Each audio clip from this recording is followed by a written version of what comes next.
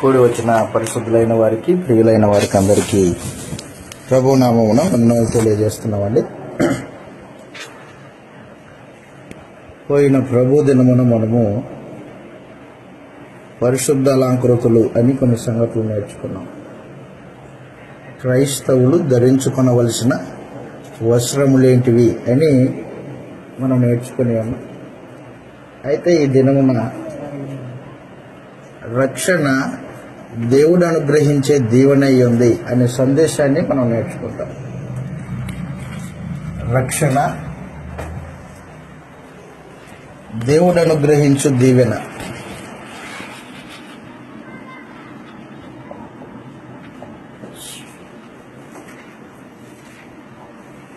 దేవుడు అనుగ్రహించు లేదా రక్షణ దేవుని దీవెన అయి ఉంది. దీవెన అనే సందేశాన్ని మనం ఆలోచన చేస్తాం.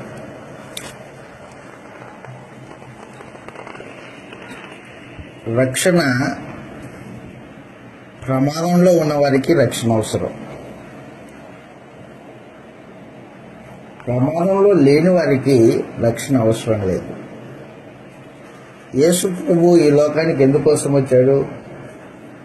పాపులను రక్షించడానికి వచ్చాడు. పాపులు అంటే పాపం చేసిన వాళ్ళు ఏ ప్రమాదంలో ఉన్నారని రక్షించడానికి వచ్చాడు ఆయన. తిమోతికి రాసిన మొదటి పత్రిక 1వ అధ్యాయం 17వ వచనంలో, తిమోతికి రాసిన మొదటి పత్రిక 1వ అధ్యాయము 15వ వచనంలో ఈ మాట రాయబడింది. పాపులను రక్షించుటకు క్రీస్తు యేసు, అదనమాట. యేసు ప్రభు పరలోకంలో ఉన్నవాడు భూమి మీదకి వచ్చాడు. దేనికోసం వచ్చాడు? పాపులను రక్షించడానికి అన్నాడు. పాపులను రక్షించడానికి క్రీస్తు యేసు లోకానికి వచ్చాడు. రక్షించడానికి. పాపులు ప్రమాదంలో ఉన్నారు. ప్రమాదంలో ఉన్న వారిని రక్షించడానికి యేసు ప్రభు ఈ లోకానికి వచ్చాడు అన్నమాట. పాపులు ఏ ప్రమాదంలో ఉన్నారు? పాపులు నశించిన స్థితిలో ఉన్నారు. మనందరికీ తెలిసినట్టు లూకాసు వార్త 19వ అధ్యాయం 10వ వచనంలో, లూకాసు వార్త 19వ అధ్యాయము 10వ వచనంలో ఈ మాట రాయబడింది. యేసు ప్రభు ఎందుకోసం వచ్చాడు? నశించిన దాన్ని వెదకి రక్షించడానికి వచ్చాడు. అదనమాట. నశించిన దానిని వెదకి రక్షించడానికి వచ్చాడు యేసు ప్రభు. నశించిన దానిని వెదకి రక్షించుటకు మనుష్య కుమారుడు వచ్చినను. అదనమాట.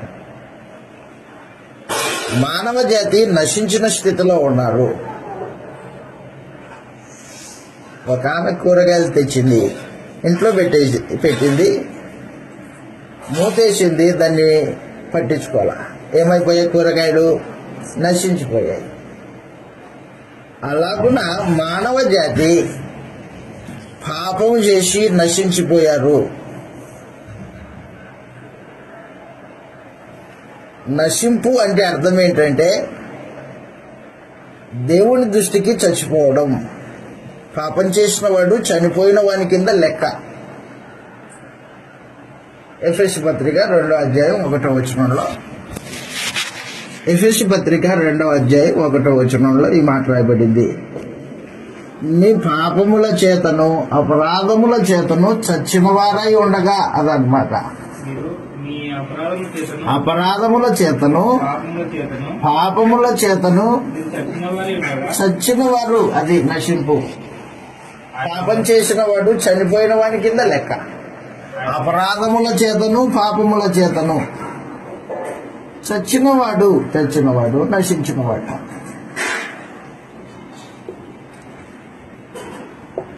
నశించినవాడంటే అర్థం అపరాధముల చేత పాపం చేత చావడం.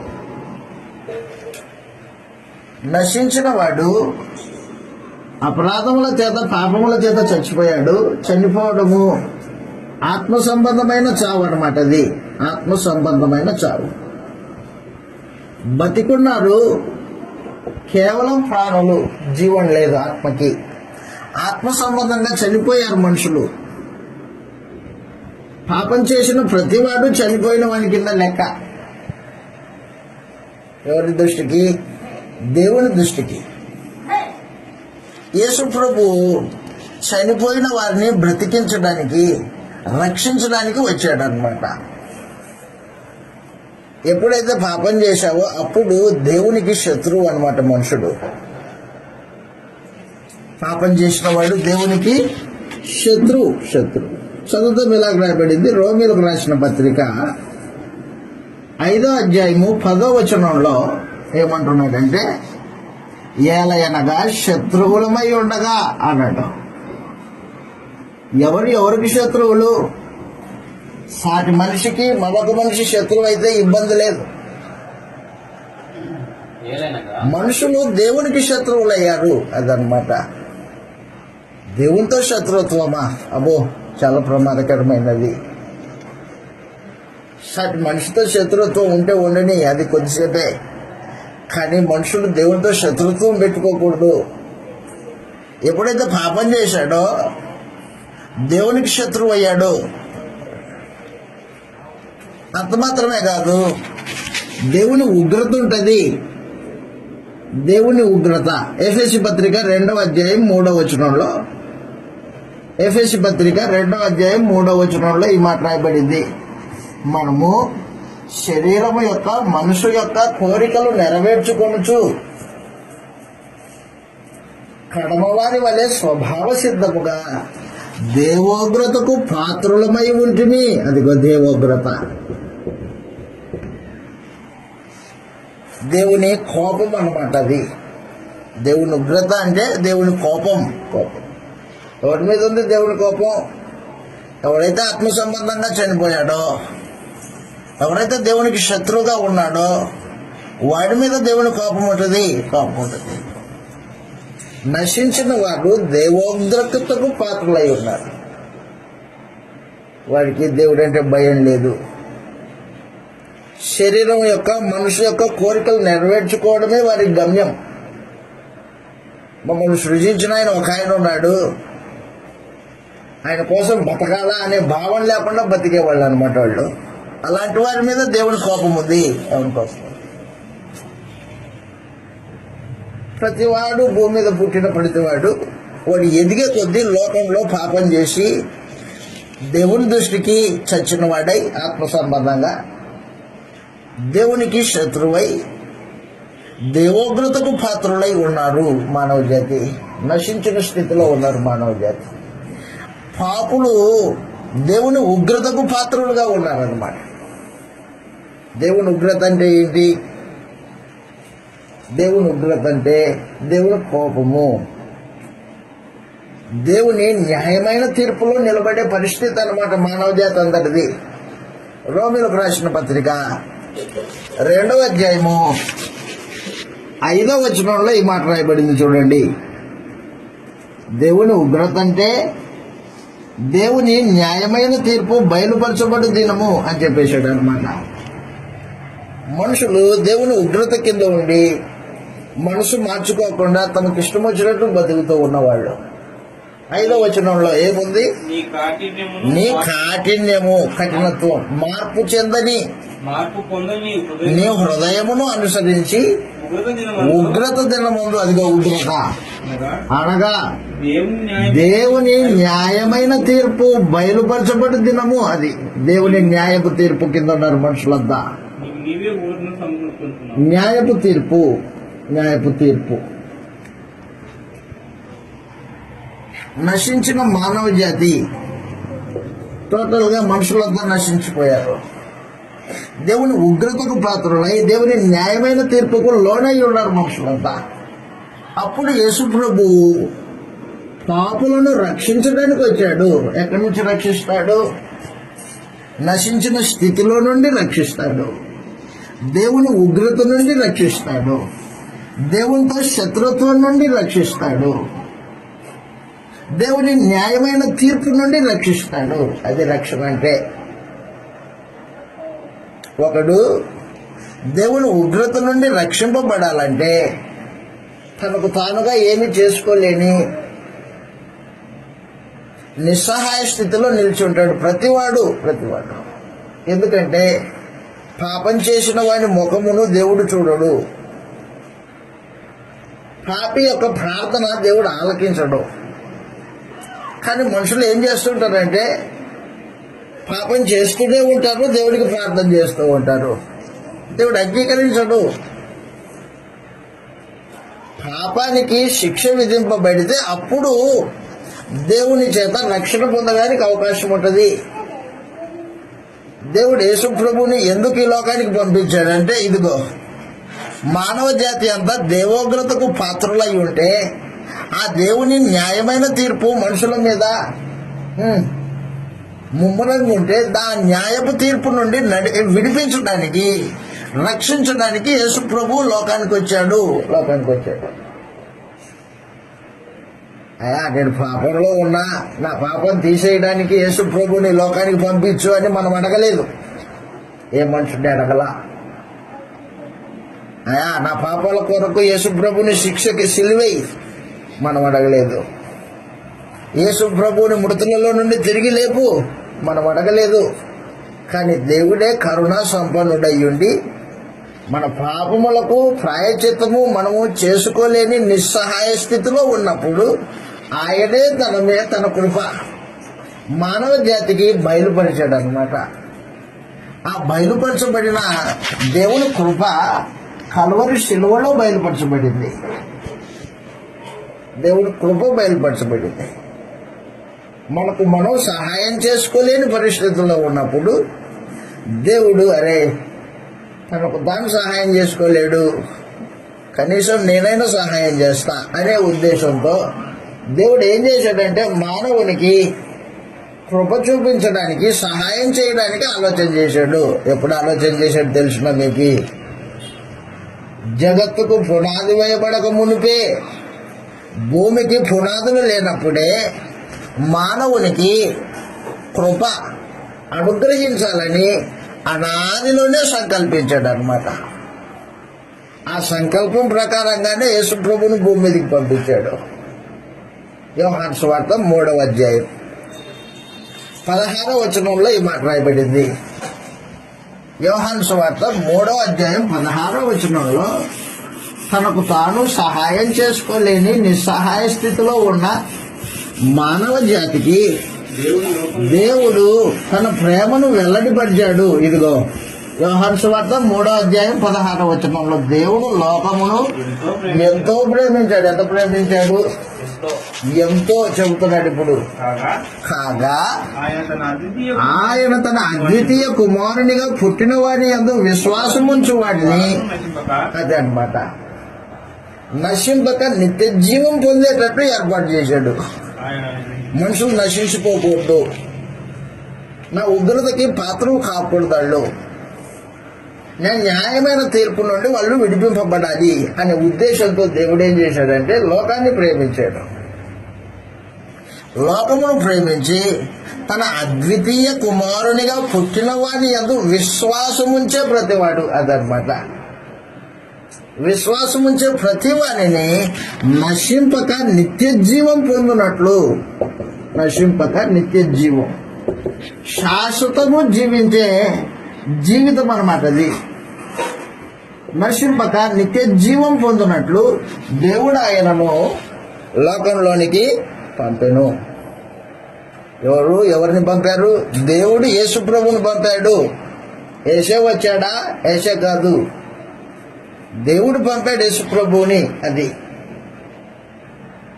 దేవుడు లోకంలోనికి పంపాడు.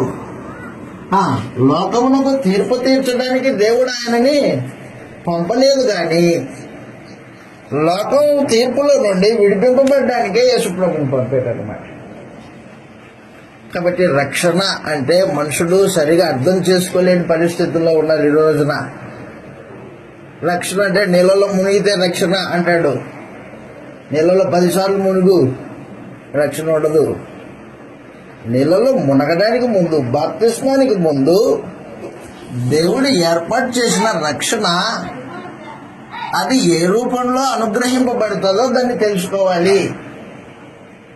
రక్షణ పొందడానికి ముందు నువ్వు నీ పరిస్థితి ఎలాంటిది? నశించిపోయావు. నశించిన నీకు నీవు సహాయం చేసుకోలేని దుర్భరమైన పరిస్థితుల్లో పడి ఉన్నావు. నీ పరిస్థితిని నువ్వు గుర్తించకపోతే, నువ్వు ఏ ప్రమాదంలో ఉన్నావో నీకు అర్థం కాకపోతే, రక్షణ యొక్క విలువ నీకు తెలియదు. అదనమాట. ఒకడు 10వ తరగతికి వచ్చాడు, ఆల్గుర్రావు. వాడు ఏ ఇబ్బందుల్లో ఉన్నాడో టీచర్ చూశాడు. వరే వరే వరే, వీడు కనీసం ఆల్రావు, రేపొద్దున పరీక్షలు రాస్తాడు. సార్ దగ్గరికి పోతే సార్ చెప్పాడు, రే నువ్వు చాలా ఇబ్బందుల్లో ఉన్నావురా, వాళ్ళు నేర్చుకో ఇప్పటి నుంచి అయినా అని చెప్పాడు. నేను 10వ తరగతి మేడం, నేను వాళ్ళు నేర్చుకోవడం ఏంది, అప్పుడే దిద్దేసి వచ్చానులే మా సొత్తు పాఠం అంటే అర్థమవుతుందా వాడికి? అర్థం కాదు. వాడు ఏం చేయాలంటే, అవునా మేడం, అవునా సార్, సరేనండి అని వాళ్ళు దిద్దుకోవాలి. వాడు ప్రారంభం నుంచి దిద్దుకొని మరలా వస్తే అప్పుడు పుస్తకం చదవడు. అలాగున్న మనుషుడు తన నిస్సహాయ స్థితి, తను ఏ ప్రమాదంలో ఉన్నాడో అది గుర్తించకపోతే, రక్షణ దేవుడు అనుగ్రహించు దీవెన అనే ఆ మాటకు అర్థము వాడికి తెలియదు. మనం సహాయం చేసుకోలేని నశింపు స్థితిలో ఉన్నప్పుడు దేవుడు క్రీస్తుని లోకంలోనికి పంపించాడు. పాపులను రక్షించడానికి, దేని నుంచి? దేవుని ఉగ్రత కింద ఉన్న మనుషులని విడిపించడానికి అన్నమాట. దేవోగ్రత కింద ఉన్న మనుషులు, దేవుని ఉగ్రత నుండి రక్షణ అన్నమాట. ఏమిస్తే దేవుని ఉగ్రత నుండి మనుషుడు తప్పించుకుంటాడు? వేలాది నదులంతా విస్తర తైలం ఇస్తే సరిపోతుందా? జ్యేష్ఠ కుమార్ని ఇస్తే సరిపోతుందా? ఒక ఆయన పాట పాడాడు, నీవు చేసిన ఉపకారంలకి నేనేమిస్తే సరిపోతుంది దేవా అని పాట పాడాడు. మంచిదే, ఏమిచ్చినా సరిపోదు అంటాడు ఆయన. ఏమిచ్చినా సరిపోదా? ఏమిచ్చినా సరిపోదా? మరి మా పాపం అలాగే ఉండిపోవాల్సిందేనా? లేదు, నేను ఏర్పాటు చేసే రక్షణ. మీ పాపముల నుండి మీరు విడిపింపబడాలంటే మీరు చేయాల్సింది ఏమీ లేదు. ఏమన్నా ఉందంటే, నేను పంపించిన యేసు ప్రభువు నందు విశ్వాసం ఉంచటం మాత్రమే అన్నాడు అన్నమాట. అంటే మనుషులు రక్షింపబడాలంటే ఏం చేయాలి? ఇప్పుడు విశ్వాసం ఉంచాలి. విశ్వాసం ఉంచడం వలన దేవుడు మనుషుణ్ణి ఉచితంగా రక్షిస్తున్నాడు. ఏమిచ్చినా కొనలేని రక్షణ యేసు ప్రభువు నందు విశ్వాసం.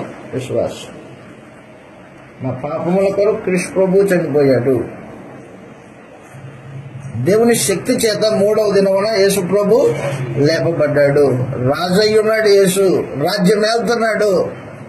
ఇక మీదట నన్ను ఏలేవాడు యేసు అని మనుషుడు యేసుని రాజుగా అంగీకరించి బాప్తిస్మం పొందితే, విశ్వాసము బాప్తిస్మం ద్వారా వెల్లడి పరిస్తే మనుషుడు ఉచితంగా రక్షించడానికి ఏర్పాట్లు చేశాడు అనమాట. నమ్మితే రక్షణ. యేసు ప్రభు భూమి మీద ఉన్న దినాల్లో అనేకమైన అద్భుతాలు చేస్తూ ఉంటే మనుషులు యేసు ప్రభు చేస్తున్న అద్భుతాలని కనులారా చూసి, ఆయన 5 రొట్టెలు 2 చేపలు ఎంతమందికి? 5,000 మందికి పంచిపెట్టాడు. పంచిపెడితే మనుషులు ఏం చేశారంటే, ఆ రొట్టెలు తిన్నారు, ఆ చేపలు తిన్నారు, మరి తేవరించుకుంటూ మళ్ళా రేపొద్దున వెంటనే తెల్లారుజామున వెంటనే యేసు ప్రభుని వెతుకుతున్నారు. ఎందుకోసము? తినడానికి. రొట్టె చేపలు రే, ఆయన వెంట తిరిగితే ఏముందిరా, ఎవరి దగ్గర 2 రొట్టెలు 5 చేపలు ఉంటే 5,000 మందికి పంచగలన సమర్థుడు ఆయన, ఆయన వెంట పోదాం అని తెల్లారిన వెంటనే మరలా యేసు ప్రభుని వెతకడం ప్రారంభించారు. అప్పుడు యేసు ప్రభు అన్నాడు, మీరు రొట్టెలు తిని భుజించడానికే నన్ను వెతుకుతున్నారే తప్ప నా మాటలు విని దాని యందు విశ్వాసం ఉంచడానికి కాదు మీరు వెతుకుతున్నది అన్నాడు. వాడి కోపం వచ్చింది. నీ యందు విశ్వాసం ఉంచడానికి నువ్వేం క్రియ చేస్తున్నావు అని అడిగారు. అప్పుడు యేసు ప్రభు చెప్పాడు, మీరు నా యందు విశ్వాసం ఉంచడమే దేవుని క్రియ అన్నాడు. విశ్వాసం ఉంచడమే దేవుని క్రియ. యోహాను సువార్త 6వ అధ్యాయంలో, యోహాను సువార్త 6వ అధ్యాయం, మనుషుడు విశ్వాసం వలన రక్షణ పొందే ఏర్పాట్లు చేశాడు. అది ఉచితమైన రక్షణ. యోహాను సువార్త 6వ అధ్యాయం ప్రత్యేకించి 27వ వచనం చదువుతాం. 27వ వచనంలో, యోహాను సువార్త 6వ అధ్యాయం 27వ వచనంలో ఈ మాట రాయబడింది.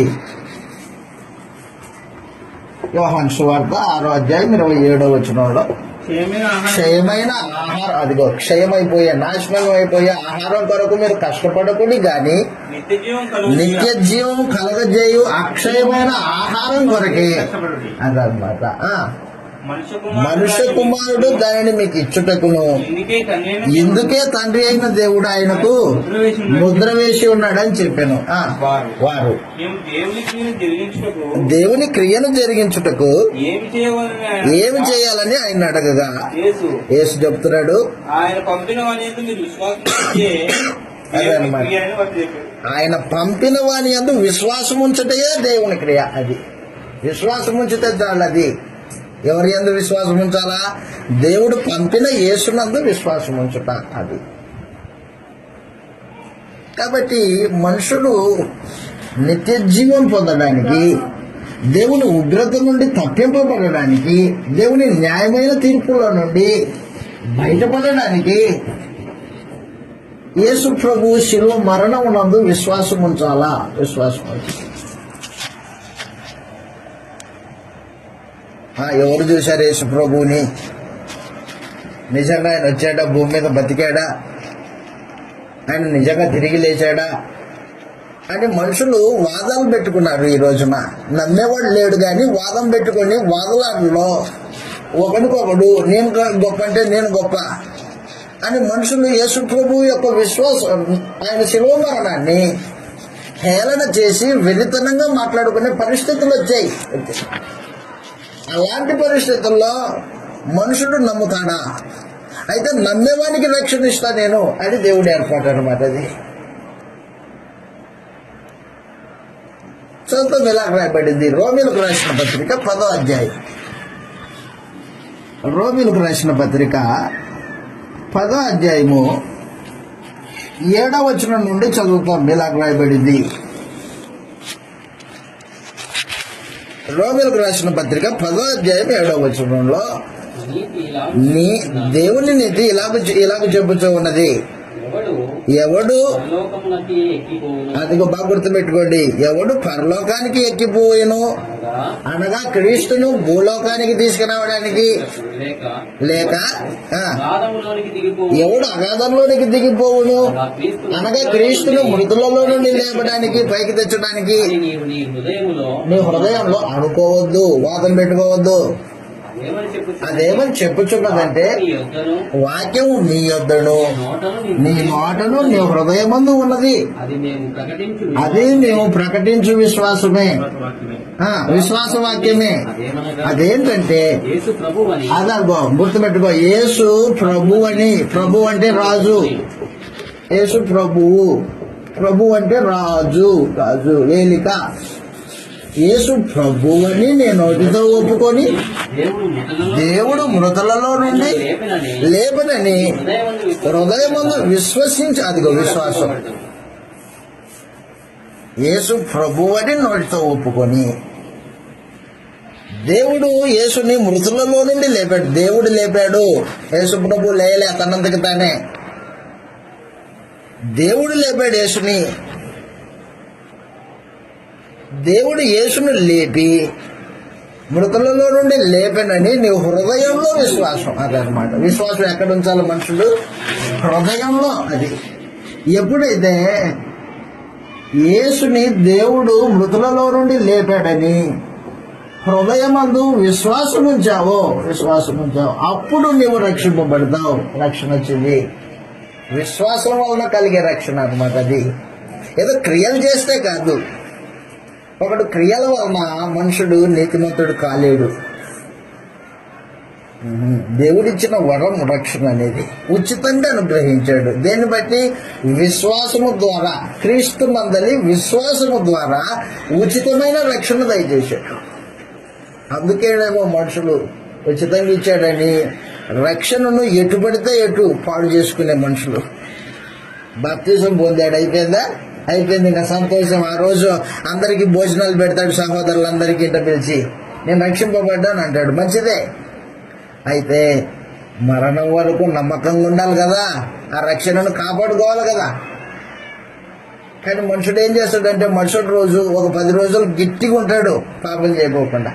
11వ రోజు కానీ సెల్ ఫోను, టీవీ, క్రికెట్ అన్నీ ఇంకా పాత అలవాట్లన్నీ వస్తాయి ఇప్పుడు. అంటే రక్షణ యొక్క విలువ వాడికి అర్థం కాలే. ఆ 10 రోజులే అనుకున్నాడు. అది రక్షణ 10 రోజుల కార్యక్రమం కాదది. మరణం వరకు దాన్ని కాపాడుకోవాలా. ఎందుకంటే దేవుడు దాన్ని నీ క్రియలను బట్టి ఇవ్వలేదు. దాన్ని దేన్ని బట్టి ఇచ్చాడు? క్రీస్తు యేసు నందు విశ్వాసం వలన దేవుడు అనుగ్రహించిన కృప రక్షణ వరం. రోమపత్రిక 3వ అధ్యాయం 24వ వచనంలో 22వ వచనంలో ఈ మాట రాయబడింది. 22వ వచనం చూడండి. రోమపత్రిక 3వ అధ్యాయం 22వ వచనంలో, అబ్బా గుర్తుపెట్టుకోండి, అది ఏదది చెప్తున్నాడు. అది యేసుక్రీస్తు నందలి విశ్వాస మూలమున్నదై రక్షణ. నమ్ము వారందరికీ కలుగు దేవుని నీతి అయి ఉన్నది. దేవుడి నీతి ఏ భేదం లేదు. పాపం చేసి దేవుడు అనుగ్రహించు మహిమను పొందలేకపోతున్నారు. కాబట్టి నమ్మేవారు దేవుని కృప చేతనే, దేవుని కృప చేతనే క్రీస్తు యేసు నందలి రక్తము నందలి విమోచనము ద్వారా ఉచితంగా నీతిమంతులుగా తీర్చబడి క్రీస్తు యేసు రక్తము నందలి విశ్వాసం. కాబట్టి మనుషులు కేవలము క్రీస్తు యేసు నందు విశ్వాసం ఉంచితే రక్షణ ఇస్తాడు దేవుడు. అరే నీ పాపాలు పోవాలంటే 10,000 డబ్బులు తెచ్చి అని అడగలేదు. నువ్వు రాయి కట్టుకొని సముద్రంలో దూకు నీ పాపాలు పోతాయి అని చెప్పలేదు. సముద్రము ఈ ఒడ్డు నుంచి ఆ ఒడ్డు వరకు ఈదు చెప్పలా. హిమాలయాలకు వెళ్ళి మంచు గడ్డల కింద కూర్చొని తపస్సు చేయి చెప్పలా. క్రియలను బట్టి వచ్చేది కాదు, అది విశ్వాసం వలన వచ్చేది, దేవుని కృపను బట్టి వచ్చేది రక్షణ. ఎఫెసీ పత్రిక 2వ అధ్యాయం 5వ వచనంలో ఈ మాట రాయబడింది. ఎఫెసీలకు రాసిన పత్రిక 2వ అధ్యాయం 5వ వచనంలో రక్షణ దేవుడు అనుగ్రహించు వరం. 2వ అధ్యాయం 5వ వచనంలో ఏమంటున్నాడంటే 4వ వచనం నుండి 4, 5 కలిసి ఉన్నాయి. ఇలాగ అంటున్నాడు, దేవుడు కరుణా సంపన్నుడై ఉండి మనం పాపులుగా ఉన్నప్పుడు సహితము తన మహాప్రేమ చేత అని చెప్పాడు. ఆయనను దేవుడు కరుణా సంపన్నుడై ఉండి మనము మన అపరాధముల చేత చచ్చిన వారమై ఉండినప్పుడు సహితము మన ఎడల చూపిన మహాప్రేమ చేత, అదనమాట మహాప్రేమ, దేవుని మహాప్రేమ చేత మనల్ని క్రీస్తుతో పాటు బతికించను. అంత మాత్రమే కాదు, ఆయన క్రీస్తు యేసునందు మనకు చేసిన ఉపకారం అన్నాడు. ఉపకారం అంటే ఏంటి? ఉపకారం అంటే మేలు. దేవుడు క్రీస్తు యేసునందు మహాప్రేమను చూపించాడు, ఉపకారం చేశాడు. ఏంటి ఉపకారం? రక్షణను విశ్వాసం ద్వారా దయచేశాడు. చెప్తున్నాడు కింద, కృపచేతనే రక్షింపబడితిరి, అది మీ వలన కలిగినది కాదు గనక ఎవడునూ అతిశయపడ వీలు లేదు అన్నాడు. కృపచేతనే రక్షణ. కృపచేతనే రక్షణ ఏర్పాటు చేశాడు. దేవుని కృప అన్నమాట అది. మీరు విశ్వాసము ద్వారా కృపచేతనే రక్షణ పొంది ఉన్నారు. ఇది మీ వలన కలిగింది కాదు, దేవుని వరమే అదన్నమాట. కాబట్టి మనుషుడు రక్షణను దేవుని వరముగా పొందుకునే ఏర్పాట్లు చేశాడు. నువ్వు చేయాల్సిందంతా ఏమీ లేదు, ఒకటే యేసును గూర్చి విని యేసు దేవుని కుమారుడని నీ హృదయమందు విశ్వాసం నుంచి బాప్తిసం పొందాలా. అప్పుడు రక్షింపబడతావు. ఎప్పుడైతే రక్షణ బాగా గుర్తుపెట్టుకోండి. ఈ రోజున మనుషులు ఏం చేశారంటే రక్షణ అనేది పాస్టర్ మీద పెట్టారు. పాస్టర్ గారు ఇస్తారంట రక్షణ. పాస్టర్ ఇచ్చేది కాదు రక్షణ. ఎవరిచ్చేది? దేవుడు ఇచ్చేది. దేన్ని బట్టి ఇచ్చేది? నీ హృదయమునందు క్రీస్తునందలి విశ్వాసాన్ని బట్టి ఇచ్చేది. పాస్టర్ ఇచ్చేది కాదు, సువర్ధకుడు ఇచ్చేది కాదు రక్షణ. రక్షణ దయచేసేవాడు దేవుడు తన కృపను బట్టి ఇస్తాడు. రక్షణ నువ్వందుకు నువ్వు పొందుకునేది కాదు, అది విశ్వాసం ద్వారా దేవుడు అనుగ్రహించే దీవెన. అది దీవెన, వరం, ఒక వరం. ఆ వరాన్ని జాగ్రత్తగా కాపాడుకోవాలి మరణం వరకు. కానీ మనుషుడు ఏం చేశాడంటే దేవుడు ఉచితంగా ఇచ్చిన రక్షణని తన జీవిత కాలంలో బంధువుల ఇష్టాల కొరకు, స్నేహితుల ఇష్టాల కొరకు, ఇంటి వారి భౌతికమైన బాగోగుల కొరకు రక్షణను తాకట్టు పెట్టి బతుకుతాడు. రక్షణ తాకట్టు పెడతాడు. రక్షణ గాలి వదిలేసి బతుకుతాడు ఇక మీదట. అలాంటి వాడు రక్షణ ఎక్కువ విలువ తెలియదాడికి. అది నువ్వు డబ్బులు ఇచ్చుకున్నది కాదురా బాబు. ఎక్కడి నుంచి వచ్చింది అది? క్రీస్తు రక్తమునందలి విశ్వాసము ద్వారా దేవుని కృపచేతనే రక్షణ మనుషులకి అనుగ్రహింపు. దేవుని వరం. ఆ వరాన్ని ఏం చేయాలంటే రక్షణని ఎల్లప్పుడూ ప్రతిరోజు దాన్ని కాపాడుకోవాలి. రక్షణ నిర్లక్ష్యం చేయకూడదు. చదువుతాం ఎలాగ రాయబడింది? రక్షణ అది దేవుని కృపను బట్టి అనాదిలో ఏర్పాటు చేయబడింది, మనుషులకు అనుగ్రహింపబడింది. ఎఫెసీ పత్రిక 2వ అధ్యాయం 1వ అధ్యాయం. ఎఫెసీ పత్రిక 1వ అధ్యాయం 9వ వచనంలో ఈ మాట రాయబడింది చూడండి. ఎఫెసీ పత్రిక 1వ అధ్యాయం 9వ వచనంలో కాలము సంపూర్ణమైనప్పుడు జరగవలసిన ఏర్పాటును బట్టి అదిగో తన దయా సంకల్పము చొప్పున తన చిత్తమును గూర్చిన మర్మమును మనకిప్పుడు ధైర్యజేసి జ్ఞాన వివేచన కలుగునట్లు విస్తరింపజేసను. కృపను విస్తరింపజేశాడు. ఎప్పుడు ఏర్పాటు చేశాడు ఇది కృపని? అనాదిలోనే ఏర్పాటు చేశాడు. తిమోతికి రాసిన మొదటి పత్రిక. కృప దేవుని అనాది సంకల్పమై ఉన్నది. తిమోతికి రాసిన మొదటి పత్రికలో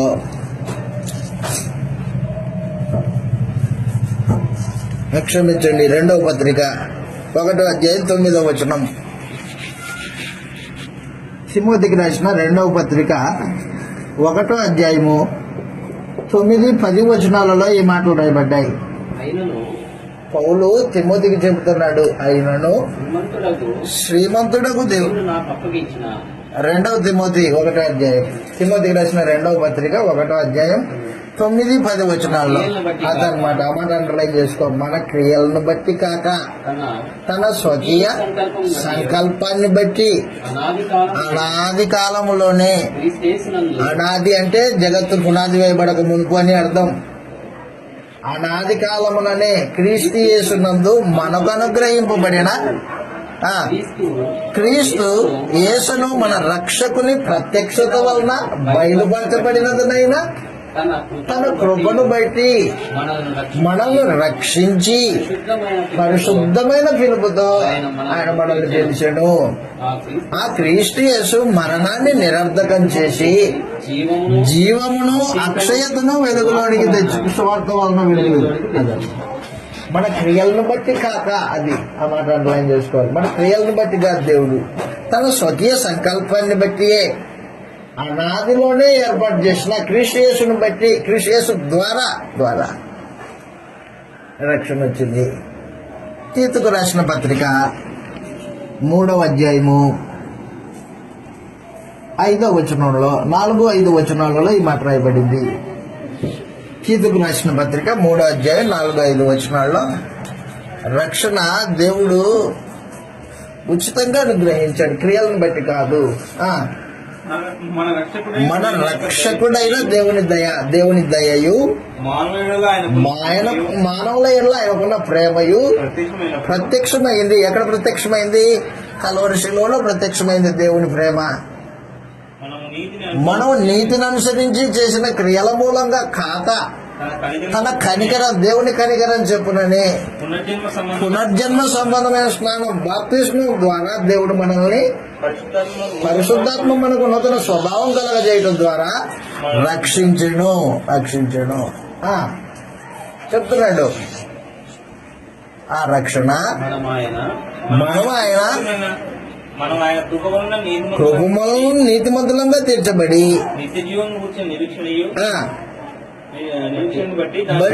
వారసులు మగుటకై ఆ పరిశుద్ధాత్మను యేసుక్రీస్తు ద్వారా మన మీద సమృద్ధిగా కుమ్మరించెను. ఈ మాట నమ్మదయించాలు మరలా వస్తుంది దాని దగ్గరికి. కాబట్టి రక్షణ అనేది మనుషుడు సొంతంగా సంపాదించుకునేది కాదు, అది సంపాదించుకునేది కాదు, దేవుడు అనుగ్రహించేది, విశ్వాసాన్ని బట్టి అనుగ్రహించేది. క్రీస్తు యేసుని గురించి నువ్వేం విశ్వసిస్తున్నావో దాన్ని బట్టి దేవుడు అనుగ్రహించు వరము రక్షణ. కాబట్టి నువ్వు రక్షింపబడ్డావు, మంచిదే. ఇంకొకటి రక్షింపబడలేదు, వానికి సత్యాన్ని చెప్పాలా? అరే బాబు, నేను కూడా నీలాగా పాపినే, నేనేం పెద్ద మునగాడినే కాదు, నేను నీలాగా పాపినే. దేవుడు కృప ఏర్పాటు చేశాడు, అది దేవుని వరం. రక్షణ అనేది దేవుని వరం, దాన్ని పొందుకోవాలి, ఉచితంగా ఇచ్చాడు. అయితే దాన్ని కాపాడుకోవాలి. గుర్తుపెట్టుకో, రక్షణ దేవుని వరం, అయితే దాన్ని కాపాడుకోవాల్సిన బాధ్యత కలిగిన వారై ఉంటారు దాన్ని పొందుకున్న వాళ్ళు. ఒక ఆయన 10 లక్షల రూపాయలు బ్యాగులో పెట్టుకుని బస్సు ఎక్కాడు. 10 లక్షలు కట్టలు బ్యాగులో పెట్టుకొని బస్సు ఎక్కాడు. బస్సు దిగేంత వరకు ఎన్నిసార్లు చూసుకుంటాడో లెక్కలేదంటాడు. ఉన్నాయా లేవా జిబ్బేస్తాడు, మరలా చూసుకుంటాడు, ఉన్నాయా లేవా. దిగేంత వరకు ఎన్నిసార్లు. అలాగున్న మనుషుడు దేవుడు అనుగ్రహించిన రక్షణను మరణించేంత వరకు దాన్ని తడిగి చూసుకోవాలా, ఉందా లేదా. ఈ రోజున మనుషులకి సెల్ ఫోన్ మీద ఉన్న శ్రద్ధ భక్తి మీద కానీ, వాక్యం మీద కానీ, పొందిన రక్షణ మీద కానీ లేదు. సెల్ ఫోన్ కనిపించకపోతే అయిపోయింది, ఇంకా ఇల్లంతా ఎదుగుతాడు వాడి తిప్పలు వాడికి తెలియదుక.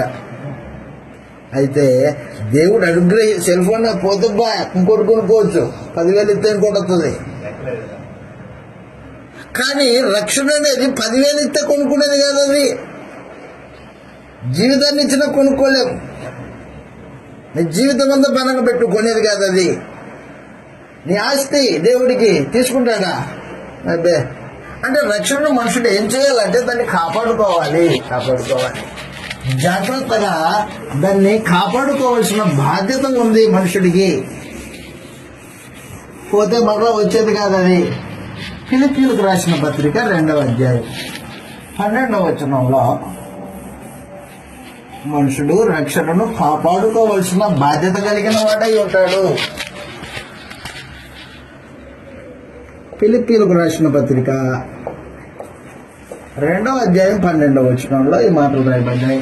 ఏమంటున్నాడంటే, ఫిలిప్పీయులకు రాసిన పత్రిక 2వ అధ్యాయం 12వ వచనంలో కాగా నా సహోదరులారా, మీరు ఎల్లప్పుడూ విధేయులై ఉన్న ప్రకారం విధేయులై ఉన్న ప్రకారము నా యొద్ద ఉన్నప్పుడు మాత్రమే కాక మరి ఎక్కువగా మీతో లేని ఈ కాలమందు అదిగో భయం, 1 2 వణుకుతోను సొంత రక్షణది, నీ సొంతమైనది సొంత రక్షణది, నీ భార్యకి సంబంధించింది కాదు, నీ పిల్లలకు సంబంధించింది కాదు, నీ సొంతమైనది, నీకు నీ దేవునికి జరిగిన ఒప్పందం అన్నమాట. అది నీ సొంత రక్షణ, దేవుడు నీకు అనుగ్రహించిన రక్షణ, అది ఉచితంగా ఇచ్చిన రక్షణ, దేవుని వరమది.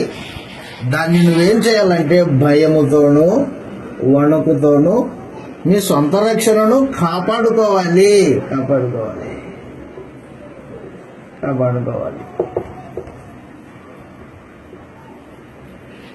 కాపాడుకుంటున్నారా? చాలా మందికి రక్షణ ఉందో లేదో కూడా తెలియకోకుండా భక్తి చేసే వాళ్ళు ఉన్నారు. రక్షణ ఉంటే ఎలా ఉంటుంది? రక్షణ ఉంటే ఎలాగుంటుంది అంటే అంతరంగంలో నెమ్మది ఉంటుంది. నాకు దేవుడు, నేను దేవుని కుమారుడిని, ఆయన నాకు తండ్రి, ఏం జరిగినా ఆయన చూసుకుంటాడు. రక్షణ ఉన్నవాడి అంతరంగంలో ఆందోళన ఉండదు, దేనికి చింతపడడు. అదనమాట, దేనికి చింతన అవసరంలా. ఎందుకు? దేవుడు చూసుకుంటాడు సమస్తాన్ని. రక్షణ లేనివాడే భయపడుతుంటాడు, రక్షణ లేనివాడే ప్రతిదానికి ఆందోళన చెందుతుంటాడు, ప్రతిదానికి చింతపడుతుంటాడు. రోగం వస్తే చింతే, ఏదన్నా నష్టం వస్తే చింతే. నష్టం వచ్చిందంటే నీలో ఏదో మారుమనిషి పొందాలని దేవుడిచ్చే అవకాశం అని దాన్ని గుర్తించాలా. రోగం వచ్చిందంటే నీ అనారోగ్య పరిస్థితి, నీ సొంత పరిస్థితిని బట్టి ఏర్పడైంది అది, అంతేగాని దేవుడు కాదు. అప్పుడు నువ్వేం చేయాలంటే దేవుడికి ప్రార్థన చేయాలా, సహాయం చేయబట్టి ఆయన వేడుకోవాలి, ఆయన చూసుకుంటాడు. అంతేగాని ఆ రోగాన్ని పట్టుకొని చింతించుకుంటూ ఉండేది కాదు. అలాంటి వాడు విశ్వాసం లేనివాడు. సొంత రక్షణను మనుషుడు ఏం చేయాలంటే కాపాడుకోవాలంటే ఏం చేయాలా? రక్షణ కాపాడుకోవాలంటే ఏం చేయాలా? బైబిల్ చదివితే రక్షణ కాపాడుకుంటాడా? ప్రార్థన చేసుకుంటే రక్షణ కాపాడుకుంటాడా? ఏం చేస్తే రక్షణను కాపాడుకుంటాడు? ఏం చేస్తే రక్షణ కాపాడుకుంటాడంటే మొట్టమొదటిది పరిశుద్ధుల సహవాసం చేస్తే రక్షణ కాపాడబడుతుంది. రక్షణను భయంతోనూ వణుకుతోనూ కాపాడుకోండి అని చెప్పాడే. దానికి మనుషుడు ఏం చేయాలంటే పరిశుద్ధుల సహవాసం చేయాలి. పరిశుద్ధుల సహవాసం, పాపుల సహవాసం కాదు, లోక సహవాసం కాదు, భౌతికమైన వాటితో సహవాసం కాదు, పరిశుద్ధులతో సహవాసం. ఎవరు పరిశుద్ధులు? ఎవరైతే క్రీస్తు యేసునందు విశ్వాసం ఉంచారో వారు పరిశుద్ధులు. లోకానికి వేరైన వాళ్ళతో సహవాసం చేయాలి. వాళ్ళతో సహవాసం చేస్తే నువ్వు పొందిన రక్షణ పోగొట్టుకోకుండా జాగ్రత్త పడడానికి అవకాశం ఉంటుంది, లేకపోతే పోతుంది. అది ఒక రోజున సంసోన్ ఉన్నాడు. సంసోన్ మహాబలాఢ్యుడు, ఇనుప సంఖ్యలు తుత్తునీలుగా చేయగలిగిన బలవంతుడు సంసోన్. ఎంత బలవంతుడో చెప్పడానికి వీలేదు. దవడ ఎముకతో 1000 మందిని చంపాడు ఒక దెబ్బకి. గాడిద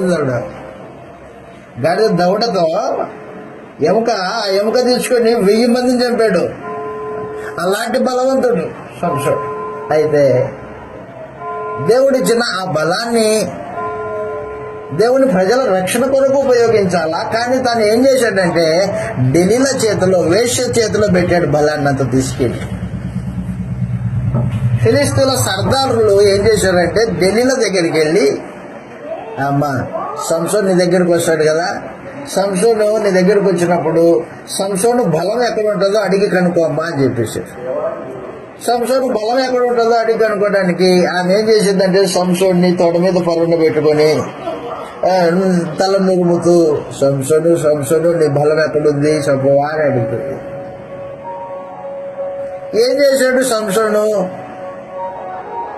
నా బలంతో నీకేం పని అని అడగాల వాస్తవానికి.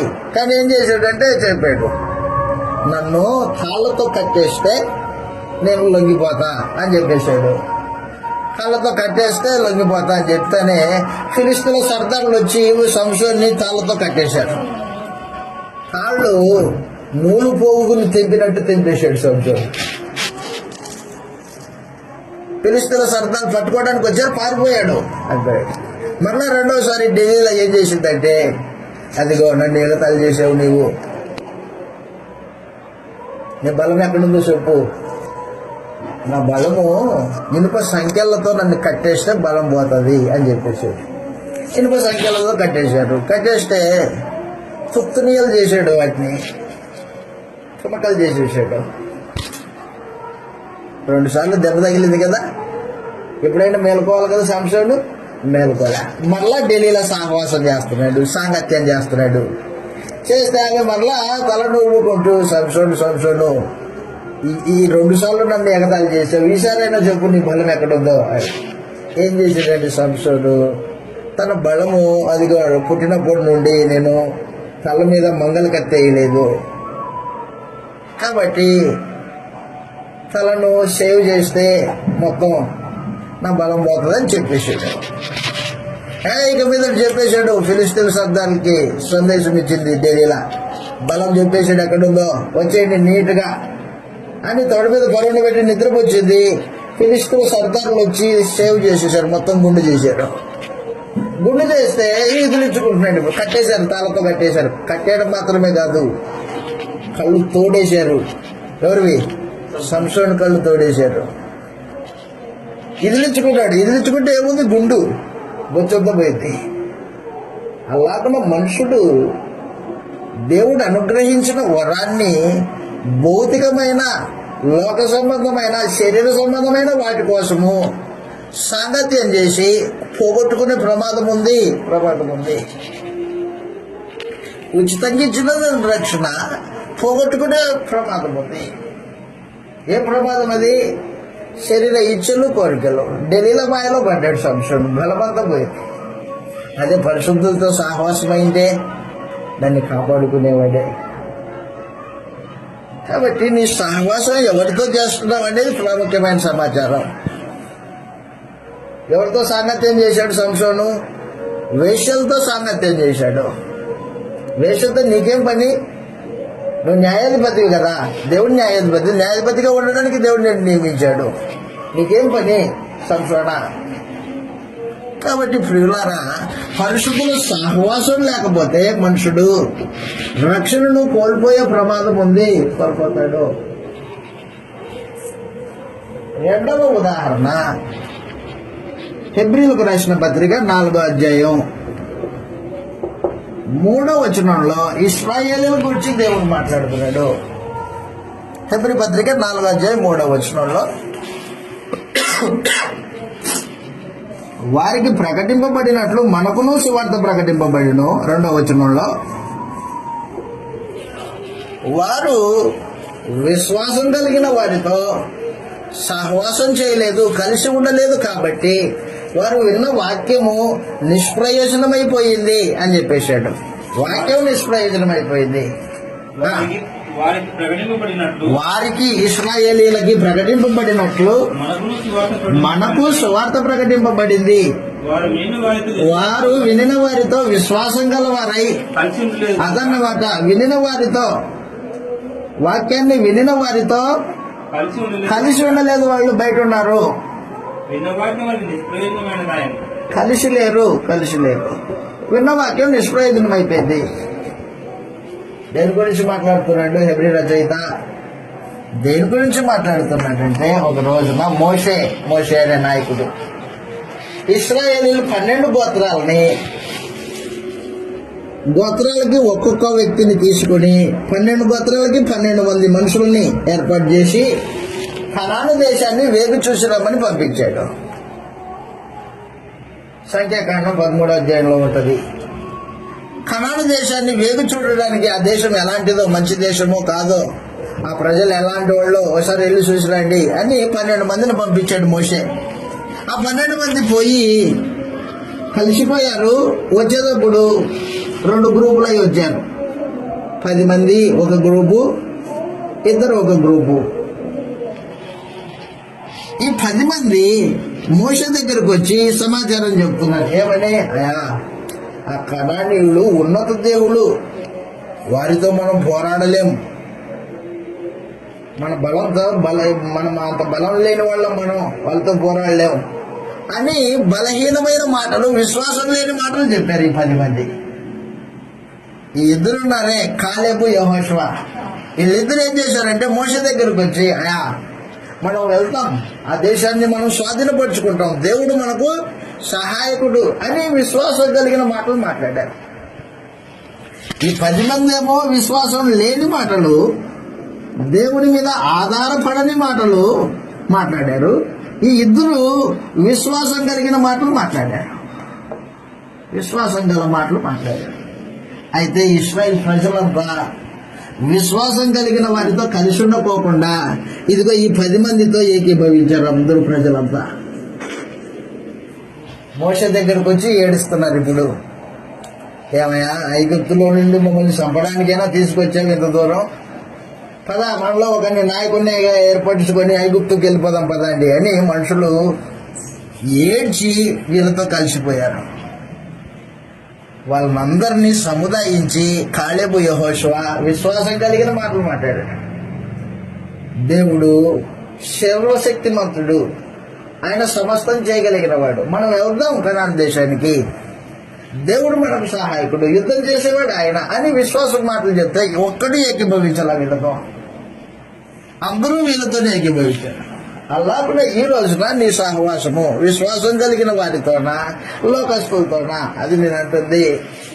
ఆ రోజున అవిశ్వాసంతో ఏకీభవించిన ఇశ్రాయేలీలు 6,03,548 మంది. వీళ్ళంతా ఈ 10 మందితో ఏకీభవించారు, జత కట్టారు. ఏం జరిగింది? అరణ్యంలో ఏమైపోయారు? రాలిపోయారు. ఎండుటాకు రాలిపోయినట్లు రాలి చేసాడు దేవుడల్ని. విశ్వాసం లేని వాళ్ళు రక్షణ అనుభవించడం ఏంది? విశ్వాసం కలిగిన వాళ్ళు రక్షణను అనుభవిస్తారు అని వారిని ఏం చేశాడంటే దేవుడు రాజు చేశాడు అనమాట. ఆకు రాలిపోయినట్టు వీళ్ళిద్దరిని మాత్రమే కనాను దేశంలోనికి ప్రవేశమును దయచేశాడు.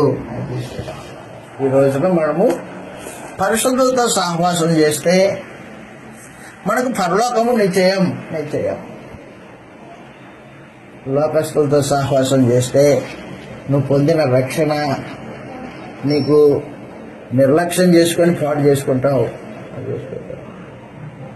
ఇది రక్షణను కొనసాగించుకోవడానికి, రక్షణను కాపాడుకోవడానికి మనుషుడు చేయవలసిన మొట్టమొదటి కార్యక్రమం ఏంది? ఇది పరిశుద్ధుల సహవాసం. ఎవరితో ఎక్కువసేపు సహవాసం చేస్తావు నువ్వు? పరిశుద్ధులతోనే సహవాసం చేస్తావా, లేకపోతే లోకస్తులతో ఎక్కువ చేస్తావా? నీ సహవాసం ఎవరితో?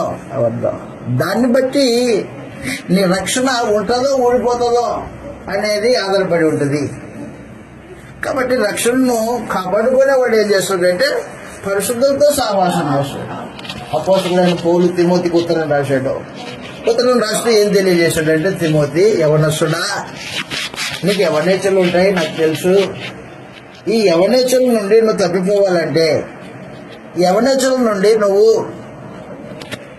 రక్షింపబడాలంటే ఏం చేయాలంటే, నువ్వు పరిశుద్ధులతో యథార్థ హృదయం కలిగి దేవునికి, ప్రభుకి ప్రార్థన చేసే వారితో కలిసి ఉండు అని చెప్పేసి తిమోతికి రాసిన 2వ పత్రిక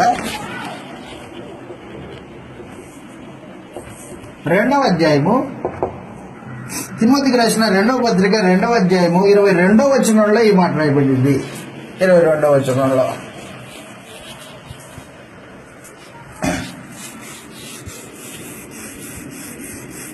యవనేచ్ఛల నుండి పారిపోము. యవనుడా, నీ యవనేచ్ఛల నుండి పారిపోము. ఎక్కడికి? నీవు యవనేచ్ఛల నుండి పారిపో.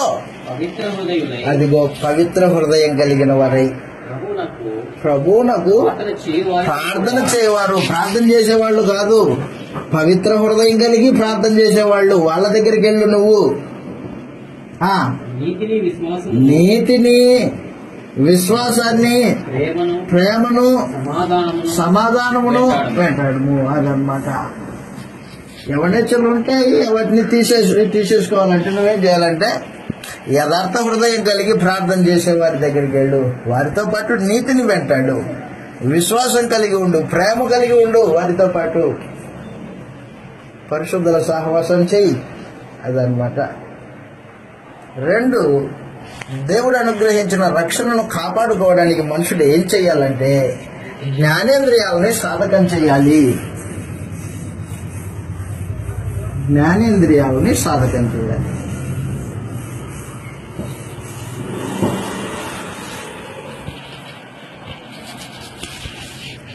రెండు, జ్ఞానేంద్రియాలని సాధకం చేయాలి.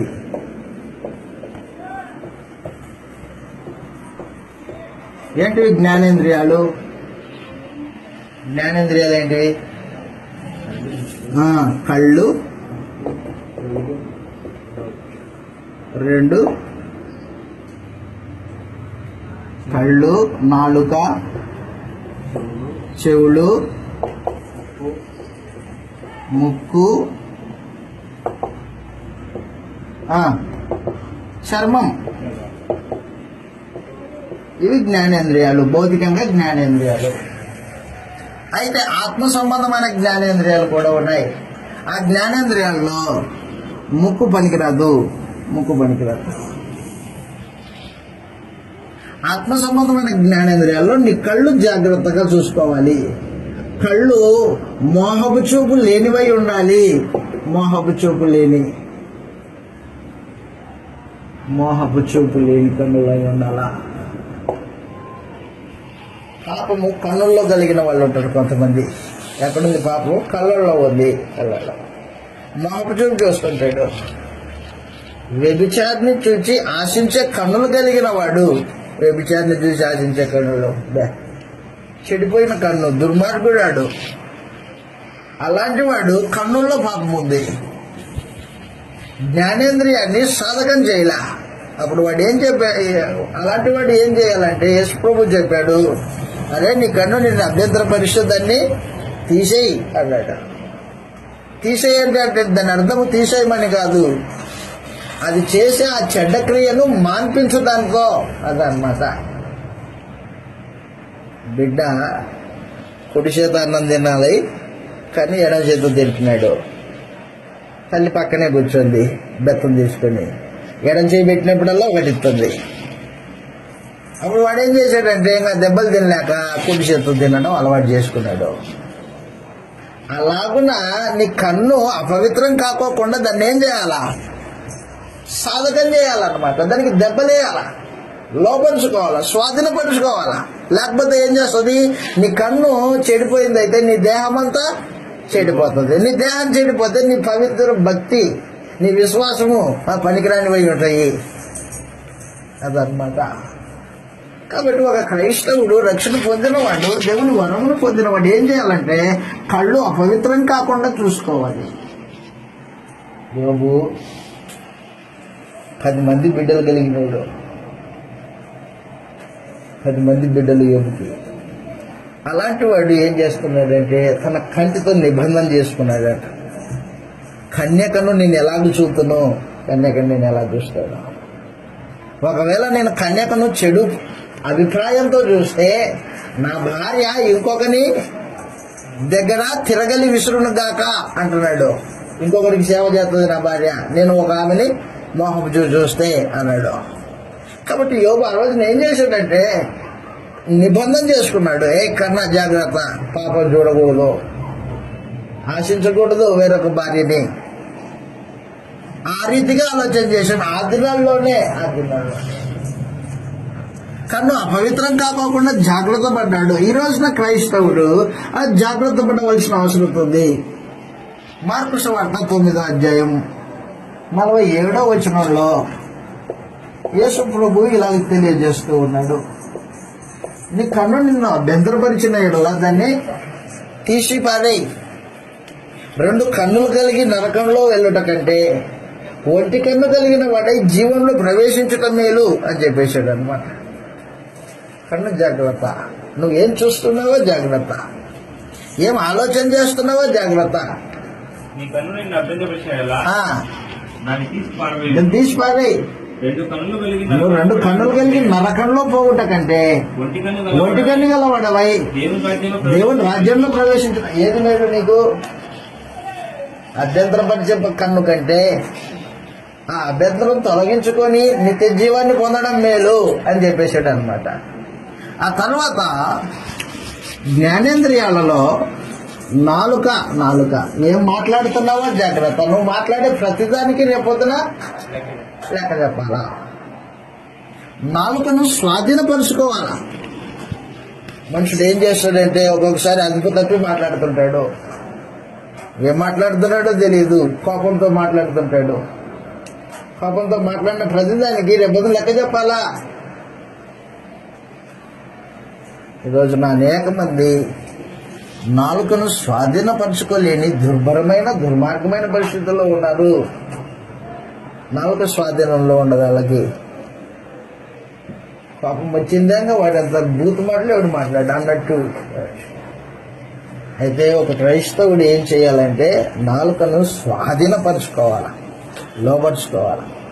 గుర్రం ఉంది, ఎంత బలమైంది, దాన్ని పరిగెత్తితే ఏదే సాటి రాదు. అలాంటి బలం కలిగిన గుర్రము ఒకడు ఏం చేస్తాడంటే దాని నోటికి కళ్ళెం వేస్తాడు. కళ్ళెం వేస్తే గుర్రం ఎటు తిప్పితే అటు తిరుగుతుంది. ఇక ఏనుగు బలమైనది, మావటి వాడు ఏం చెబితే అది చేస్తుంది. సర్పాలు, మృగాలు సర్కస్లో పనిచేస్తున్నాయి. మనుషుడికి అన్ని లోబడ్డాయి కానీ నాలుగు లోబడలా. కానీ ఒక క్రైస్తవుడు నాలుకను సాగు చేయాల్సిన అవసరం ఉంటుంది. ఎందుకంటే నాలుకతో మనుషుడు మాట్లాడే ప్రతిదానికి లెక్క చెప్పాలి. మత్తయి సువార్త 12వ అధ్యాయంలో యేసు ప్రభు ఇలా తెలియజేశాడు. మత్తయి సువార్త 12వ అధ్యాయం, మత్తయి సువార్త 12వ అధ్యాయంలో ఈ మాటలు ఇలాగూ తెలియజేయబడ్డాయి. మత్తయి సువార్త 12వ అధ్యాయం,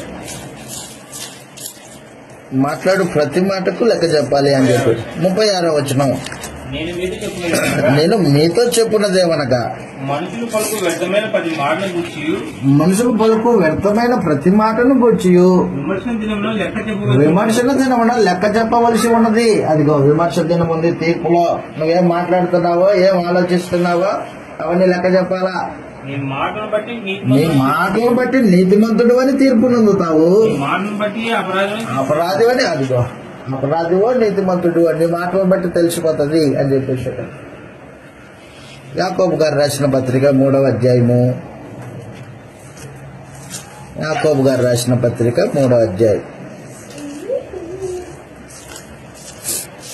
3వ అధ్యాయంలో ఒక దుర్మార్గమైన నాలుక ఉంది.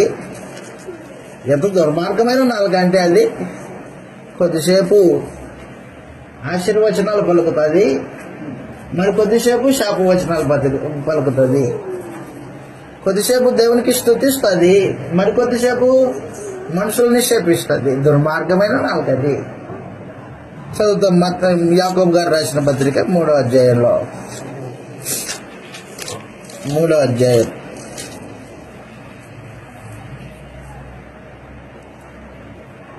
8వ వచనంలో,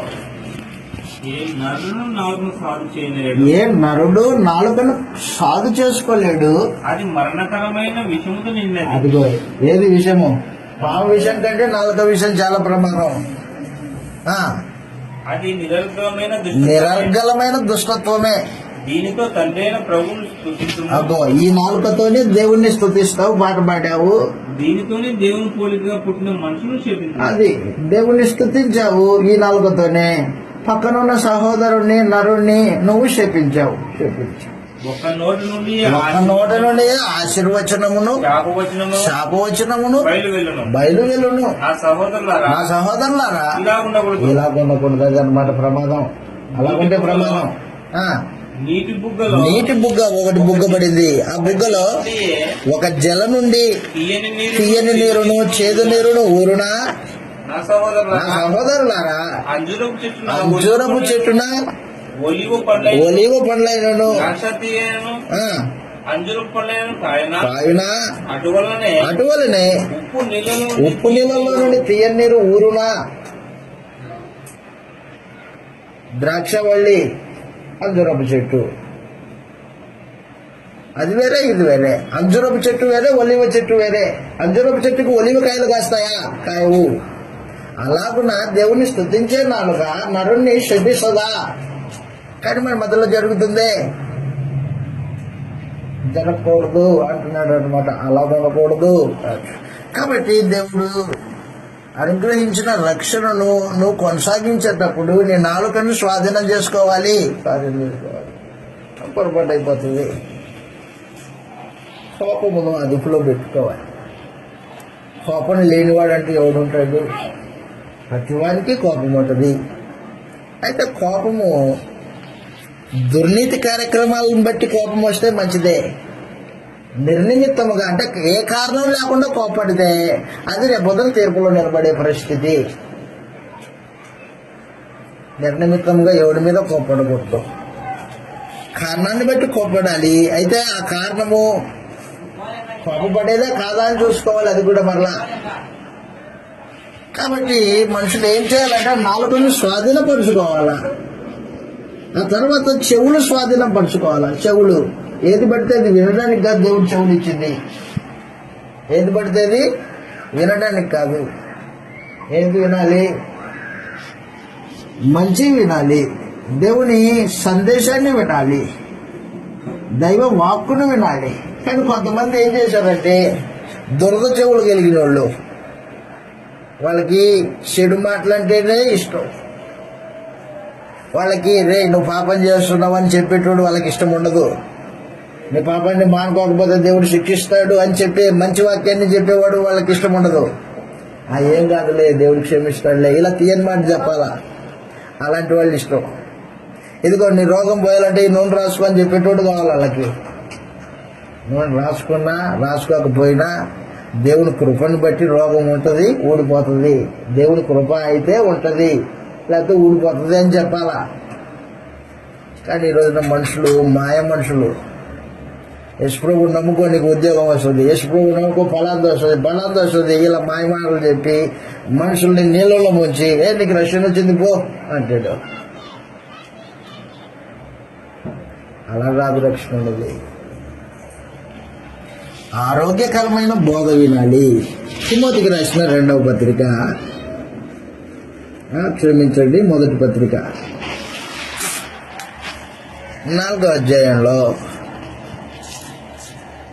దురద చెవులు కలిగిన వాళ్ళు ఉంటారు. జాగ్రత్త తిమోతి. ఆరోగ్యకరమైన బోధ వారికి బుర్రకెక్కదు.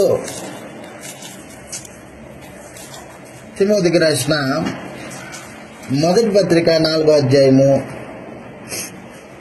క్షమించండి, 2వ పత్రిక 4వ అధ్యాయం, 2వ పత్రిక 4వ అధ్యాయం 2వ వచనం నుండి, 4వ అధ్యాయం 2వ వచనం నుండి వాక్యమును ప్రకటించుము. సమయమందు అసమయమందు ప్రయాసపడు.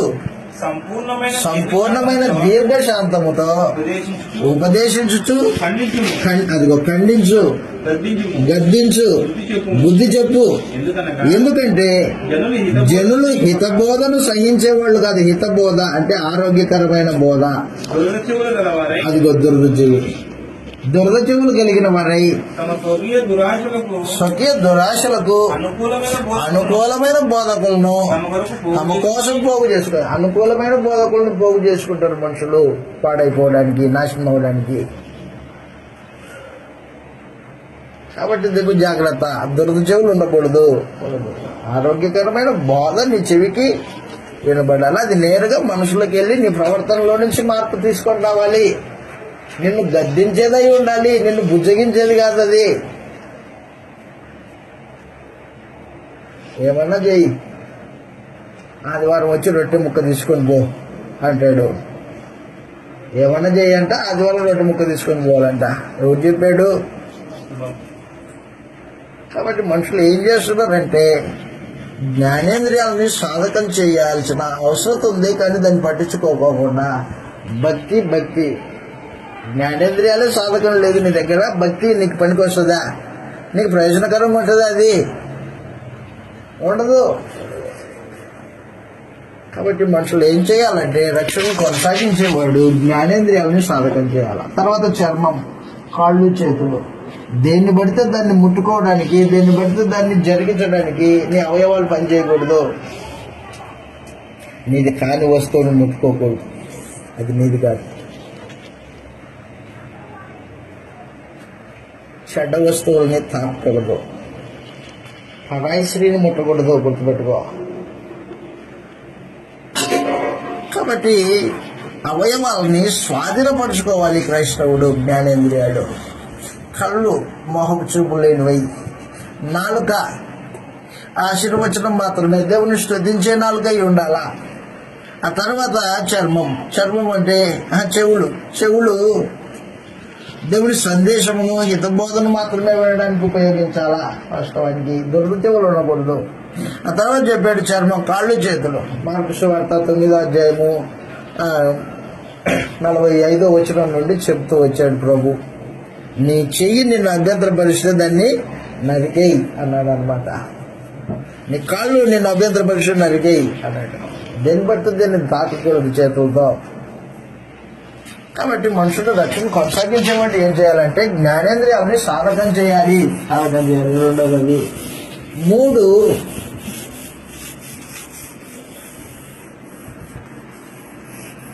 మరలా వచ్చినప్పుడు సందేశాన్ని మనం వింటాం మరొచ్చే ఆదివారం. కాబట్టి దయతో గుర్తుపెట్టుకోండి. ఈరోజున మనం ఏం నేర్చుకున్నామంటే రక్షణ అది దేవుడు అనుగ్రహించే వరం, క్రియలను బట్టి కాదు, అది విశ్వాసం వలన కలిగేది. అది 2 ఆ రక్షణను కొనసాగించుకోవాల్సిన, కాపాడుకోవాల్సిన బాధ్యత కలిగిన వాడు క్రైస్తవుడు. రక్షణను కాపాడుకోవాలంటే మనుషుడికి మొదటిగా ఏం చేయాలా? పరిశుద్ధుల సహవాసము చేయాలి. పరిశుద్ధుల సహవాసం. 2 జ్ఞానేంద్రియాలని సాధకం చేయాలి.